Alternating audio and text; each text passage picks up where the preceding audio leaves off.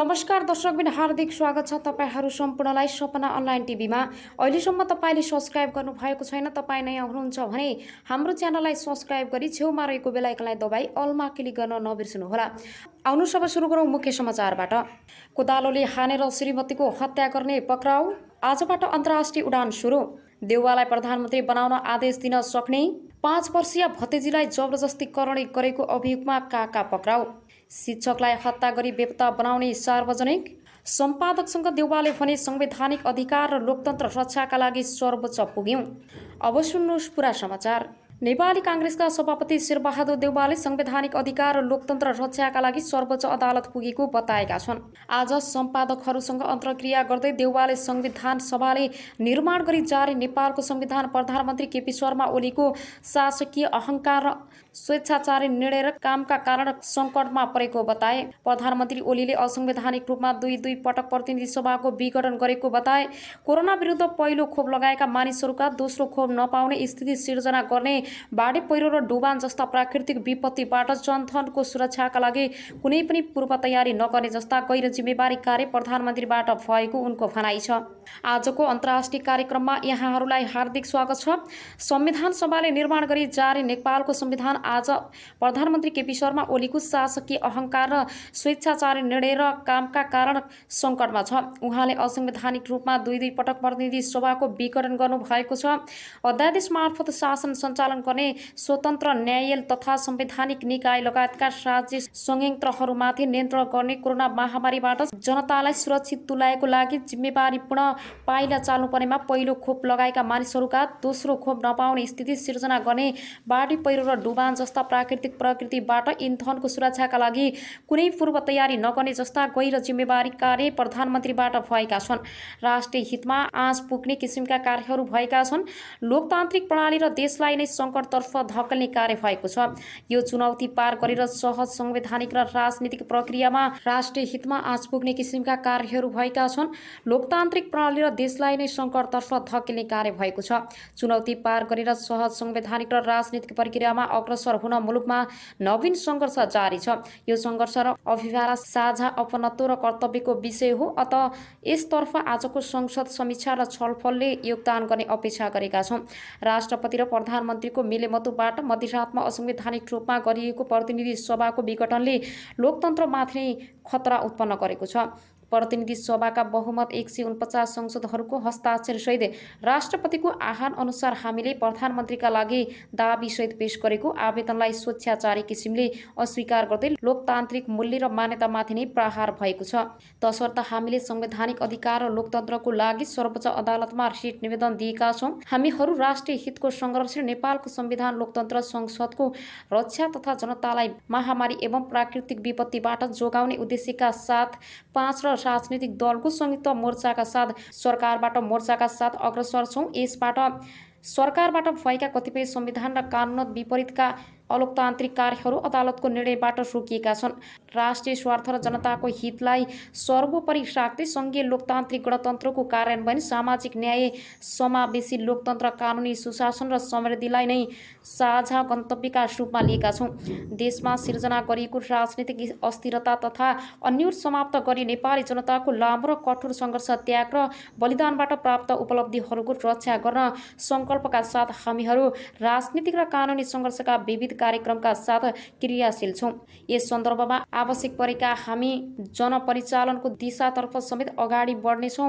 हामी सबै मित्र राष्ट्र तथा अन्तर्राष्ट्रिय समुदायसँग नेपालको संविधानमा उल्लेखित राष्ट्रिय हितमा आधारित स्वतन्त्र परराष्ट्र नीतिको आधारमा सुमधुर सम्बन्ध कायम गर्न चाहन्छौँ।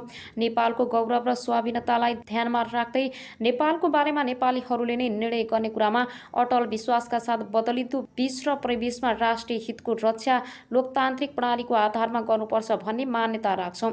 विभिन्न कालखण्डमा निरङ्कुश शासन व्यवस्थाका विरुद्ध तथा लोकतन्त्रको पुनर्स्थापनाका लागि नेपाली जनताको आन्दोलनमा राज्यको चौथो अङ्गको रूपमा स्थापित नेपाली सञ्चार जगतले सम्पूर्ण योगदान गर्दै आएको छ।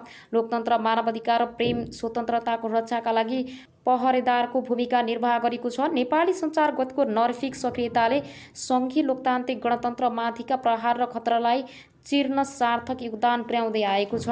यसको हामीले सदैव उच्च मूल्याङ्कन गरेका छौँ। आजको जटिल स्थितिमा पनि संविधान, लोकतन्त्र र न्यायको पक्षमा क्रियाशील तपाईँ सम्पादकहरूलाई एवं तपाईँहरू मार्फत सबै सञ्चारकर्मीमा हामी धन्यवाद र सामना व्यक्त गर्दछौँ। निरङ्कुशता विरुद्ध लोकतन्त्रको पक्षमा उठौँ, सबै किसिमका षड्यन्त्र चिर्दै संविधान रक्षामा जुटौँ भन्ने आह्वान साथ राजनीतिक दलहरू, सञ्चार माध्यम, विभिन्न पेशा वर्ग, समुदाय, नागरिक समाज, लेखक र श्रमजीवीका बीच बृहत सहकार्य आज आवश्यक भएको छ। यही बृहत्तर सहकार्यको एउटा पाइलाको रूपमा आज तपाईँहरूसँगको अन्तर्क्रिया र संवादमा हामीले प्रवेश गरेका छौँ। तपाईँहरू सबैलाई अन्तर्क्रिया कार्यक्रममा सहभागी हुँदै मुलुकका लागि सार्थक निष्कर्षको खोजीमा योगदान गर्न हार्दिक आग्रह गर्दछौँ। यसै गरी आउनु सब अर्को निष्तर्फ लागौँ। वरिष्ठ अधिवक्ता शम्भु थापाले कार्यकारी अधिकार र राजनीतिक प्रश्नबारे व्याख्या गरेका छन्। कार्यकारिणी अधिकार संविधानको धारा 76मा व्यवस्था गरेको उल्लेख गर्दै थापाले कार्यकारिणी अधिकार मन्त्री परिषद निहित रहने बताए। 2063 को संविधानमा राष्ट्रपतिलाई हेड अफ स्टेट भनेको र अधिकार बिनाको राष्ट्रपति बनाएको थापाले बताए।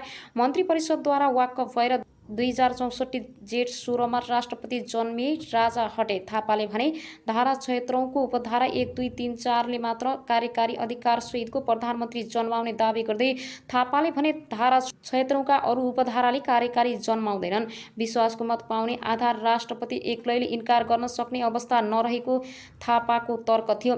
धारा 76 को 4 अनुसार राष्ट्रपतिले विश्वासको मत प्राप्त गर्न सक्ने अधिकार भनेर 136 जनाभन्दा बढीको हस्ताक्षर चाहिन्छ भनेर भन्न सक्ने उल्लेख गर्दै थापाले भने त्यहाँ राष्ट्रपतिले कुनै प्रक्रिया राखेको भए प्रश्न उठाउने ठाउँ थिएन। थापा र प्रधान न्यायाधीशको बीचमा इजलासमा सवाल जवाफ भएको थियो। प्रधान न्यायाधीश चोलेन्द्र शमशेर जबराले थापालाई सोधे, उहाँ राष्ट्रपतिले हेड काउन्टर गर्नुभयो र 136 पुगेन भने रिजेक्ट गर्न पाउने कि नपाउने भन्नुभयो। शम्भु थापा रिजेक्ट गर्न पाइन्छ भनेर म भन्दिनँ, किनभने यहाँ मन्त्री परिषद जन्मिनै पर्छ। यहाँ विश्वासको मत प्राप्त गर्ने आधारका देखाएर बहुमत सांसदहरूले हस्ताक्षर गरेको अवस्था छ।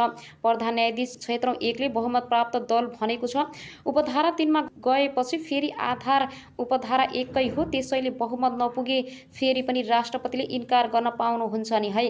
शम्भु थापा अर्को संविधानको जन्म दिए भइहाल्यो नि, आफू पालना नगर्ने हो भने संविधान लेखेको किन मसँग 149 जनाको विश्वास छ भनेपछि अब उसँगै छैन त श्रीमान।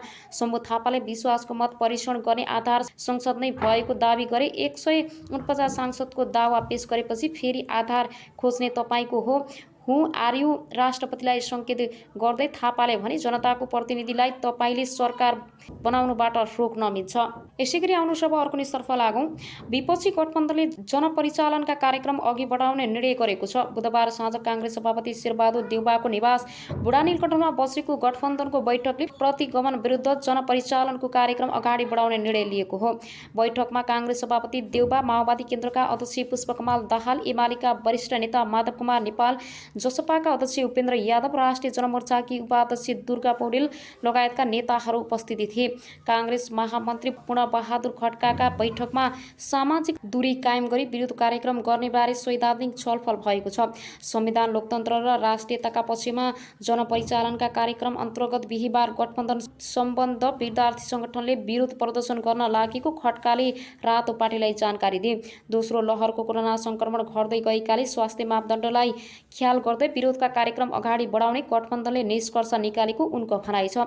स्वास्थ्य मापदण्डको पालना गर्दै प्रधानमन्त्री केपी शर्मा ओलीले लिएको प्रतिगमनकारी निर्णयका विरुद्धमा कार्यक्रम गर्न पार्टी सङ्गठनलाई जनपरिचालन खड्काले बताए। उनले भने स्वास्थ्य मापदण्डलाई ध्यानमा राखेर हामीले विरोध कार्यक्रम निरन्तर गर्छौँ।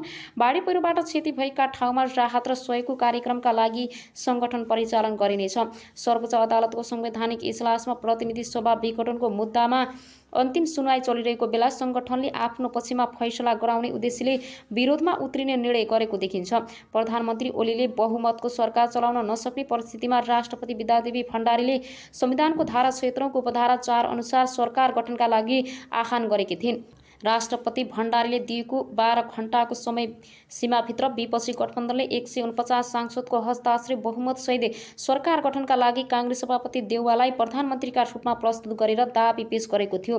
साथै ओलीले पनि दाबी पेश गरेपछि राष्ट्रपति भण्डारीले दुवै दाबीमा सरकार बहुमत पुग्ने आधार नदिएको भन्दै खारेज गरिदिएकी थिइन्। त्यसपछि मन्त्री परिषदको सिफारिसमा जेठ 7 गते राति प्रतिनिधि सभा विघटन गरी आगामी कार्तिक 26 र मङ्सिर 3 गतेका लागि निर्वाचनको मिति तोकिएको छ। विपक्षी गठबन्धनका 149 सांसदले संसद पुनर्स्थापना र देउवालाई प्रधानमन्त्रीमा नियुक्त गर्न माग गरी रिट दायर गरेका थिए।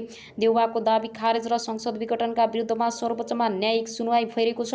कोरोना संक्रमणका कारण भन्दै यसअघि सडक सङ्घर्षमा कार्यक्रम नगर्ने रणनीति लिएको विपक्षी गठबन्धनले अदालतमाथि दबाव सिर्जना गराउन खोजेको देखिन्छ।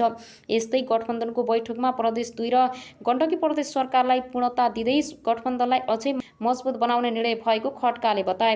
यस्तै विपक्षी गठबन्धनले बिहिबार सम्पादन सङ्घको अन्तर्क्रिया कार्यक्रम पनि गर्ने भएको छ। यसैगरी फेरि पनि तपाईँहरूको माझमा नयाँ न्युजहरू लिएर उपस्थित हुने नै छु। सपना अनलाइन टिभीलाई लाइक, कमेन्ट, शेयर, सब्सक्राइब गरी साथै छेउमा रहेको बेल आइकनलाई दबाई अलमा क्लिक गर्न नबिर्सनुहोला भन्दै अहिलेलाई भने तपाईँहरूको माझबाट बिदा हुन चाहन्छु। हस्त नमस्ते।